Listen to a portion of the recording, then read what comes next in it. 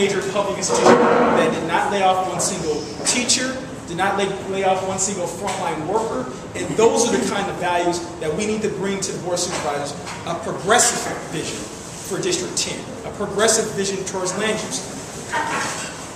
My grandpa moved here from Natchez, Mississippi in 1966. He worked in the shipyards. He worked in a good union job, and he was able to buy a house for $45,000. We can only dream.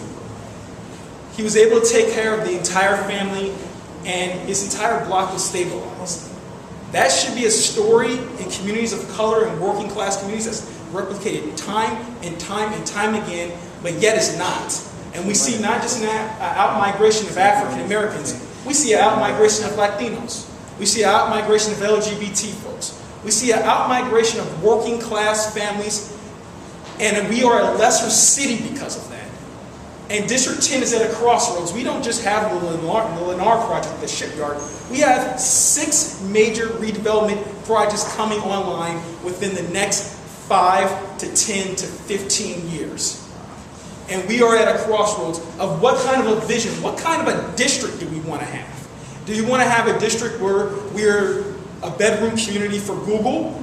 Or do we want a district that still is a space for working class families where 2 carpenters, 2 hotel workers, 2 plumbers, they can actually live here and thrive here and have a decent quality of life? And when there was a question in the questionnaire that said, what is your version of progressive values? Well, that's my version of progressive values. A district that's diverse, not just ethnically, but diverse in terms of economics, diverse in terms of outlook, culture. That's a district that my granddaddy moved to.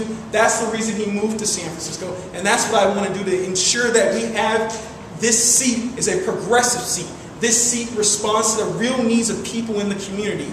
Development should follow the people, not the 49ers, not which developers paying the most money. It should follow the community. That is why I'm running. That is why I have this vision. Some of my priorities for District 10 are first and foremost, I want to respond to the foreclosure crisis, where we can actually work. I want to work with my ally, Bruce Wolf. I want to work with other folks on a land trust that can actually be a safety net to ensure that we keep people in their homes in this neighborhood. The quickest way to an out-migration is getting foreclosed from your house. I want to also work on expanding affordable housing, where we're looking at new models, cooperative housing. I want to also look at limited equity. This is the one window of opportunity that we actually do have where it's actually more incentivized to build affordable housing than it is market rate housing. We need to take advantage of this time in history where the incentives are to build affordable housing and build that affordable housing. And that doesn't mean relying on developers for inclusionary housing. We need a stable, dedicated fund for affordable housing. We also need to make city policy that says whichever rental housing there will be in the future, it needs to be open to Section 8 vouchers and Section 8 recipients. That expands affordable housing. This is a vision, this is deeper. And it's about working class families. We only have a few districts left that support that. I want to ensure that District 10 is for my family. My fiance is going to be giving birth to a baby girl. Her name is going to be Michaela. And I didn't pick the name, I love the name, and I love it. But the fact is, I want to make sure that just as the community was for my grandpa, and for my daddy, and for my mom, that this is still a community for myself and for my young family, that we can actually have those values and we can stay in the neighborhood and stay secure. This needs to be a place where you can actually have a baby. We have a deficit of health care in our district. Access to health care and health care facilities to take care. We have the largest health disparities in terms of asthma, bronchitis, heterosexual HIV cases, teen STD rates, you name it, we have the largest health disparity in San Francisco. We need to actually have healthcare facilities that can handle that capacity.